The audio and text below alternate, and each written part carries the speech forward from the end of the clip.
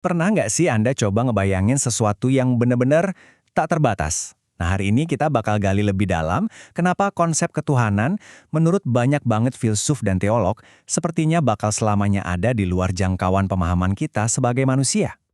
Jadi, gimana caranya kita ngomongin sesuatu yang gak terpahami? Gini alurnya, kita akan mulai dari apa yang kita tahu, yaitu batasan diri kita sendiri. Habis itu, kita bakal coba lihat skala yang tak terhingga. Dengerin apa kata para pemikir hebat. Dan akhirnya kita bertanya-tanya, kalau bukan pakai akal, terus pakai apa dong kita bisa tahu? Oke, kita mulai perjalanan ini. Tapi kita nggak akan langsung lihat ke langit. Justru kita mulai dengan lihat ke diri kita sendiri dulu. Seberapa banyak sih realitas yang sebenarnya kita alami? Coba bayangin deh, semua realitas yang ada di alam semesta ini. Menurut beberapa perkiraan, indera kita ini, mata, telinga, semuanya, cuma bisa nangkap sekitar 5/1 juta bagian dari itu semua. Ini benar-benar bikin kita sadar kalau dunia yang kita anggap nyata itu cuma sepotong kecil banget dari gambaran yang jauh, jauh lebih besar. Kita ambil contoh paling gampang ya, suara. Telinga kita ini kan cuma bisa nangkep getaran di rentang tertentu aja. Padahal di luar sana ada dunia suara yang luar biasa kaya. Mulai dari panggilan ikan paus di dasar laut sampai frekuensi tinggi kelelawar yang kita sama sekali nggak bisa dengar. Kita tuli terhadap sebagian besar realitas suara. Nah, ini yang jadi pertanyaan besarnya. Kalau aja indera kita, yang jadi jendela kita ke dunia luar, ternyata sangat terbatas, gimana nasibnya dengan pikiran kita? Pikiran yang seharusnya menafsirkan semua informasi itu. Oke, sekarang kita naik level. Dari batasan fisik, kayak telinga, kita pindah ke batasan konseptual, batasan pikiran kita. Terutama kalau pikiran kita ini dihadapkan sama konsep yang namanya tak terhingga.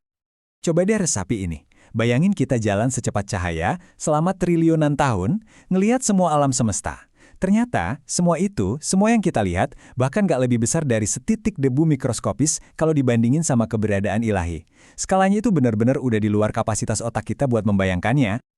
Atau gini deh, kita aja sampai sekarang belum sepenuhnya berhasil memetakan dasar lautan kita sendiri atau seluruh benua Antartika.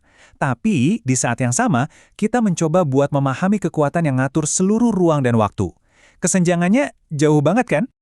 Dalam teologi, gagasan bahwa Tuhan itu ada di luar pemahaman fisik kita itu penting banget. Sampai ada istilah khususnya, munaseh. Artinya apa? Artinya, dia itu melampaui semua kategori fisik kita. Bebas dari pertanyaan, gimana bentuknya? Atau seberapa besar? Dan yang bikin makin menarik, gagasan ini tuh bukan cuma dari satu tradisi aja loh. Yuk, kita dengerin suara para pemikir dari berbagai penjuru dunia yang entah gimana sampai pada kesimpulan yang sama. Para teolog Islam zaman dulu punya argumen cerdas. Kata mereka, justru saat kamu bisa membayangkan Tuhan di pikiranmu, itu bukti kalau yang kamu bayangin itu bukan Tuhan. Kenapa? Ya karena apapun yang bisa kamu bayangkan pasti terbatas, sedangkan Tuhan tidak terbatas. Nah, di dunia barat, filsuf terkenal René Descartes juga sampai pada kesimpulan yang mirip, tapi dari sudut pandang logika. Sederhana aja, alat yang terbatas yang nggak akan bisa memahami atau mengukur subjek yang tak terbatas. Masuk akal kan?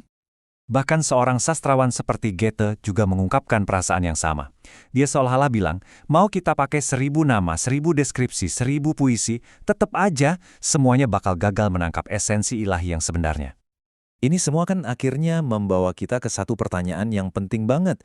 Kalau akal kita nggak mampu, indera kita terbatas, terus gimana? Apa artinya kita harus berhenti mencari? Jawabannya, tentu saja tidak. Mungkin masalahnya bukan pada pencariannya, tapi pada alat yang kita pakai. Gimana kalau selama ini kita mencoba membuka pintu pakai kunci yang salah? Jadi, ada jalan lain yang disarankan. Sebuah cara mengenal yang nggak bergantung 100% sama intelek, tapi lewat hal-hal lain, seperti mengikuti ajaran para nabi, mengamati keajaiban alam semesta, atau merenungkan kitab suci. Nah, inti dari jalan alternatif ini adalah apa yang disebut perasaan batin atau intuisi. Dikatakan bahwa perasaan ini, yang datangnya dari hati atau nurani, justru merupakan alat yang jauh lebih kuat daripada akal kita yang terbatas untuk bisa merasakan kehadirannya yang lebih besar. Dan ini membawa kita ke pemikiran penutup, sebuah rangkuman yang puitis banget dari semua perjalanan kita hari ini. Ternyata, pencarian akan yang ilahi itu ujung-ujungnya bukan di luasnya angkasa luar, tapi di kedalaman hati manusia itu sendiri.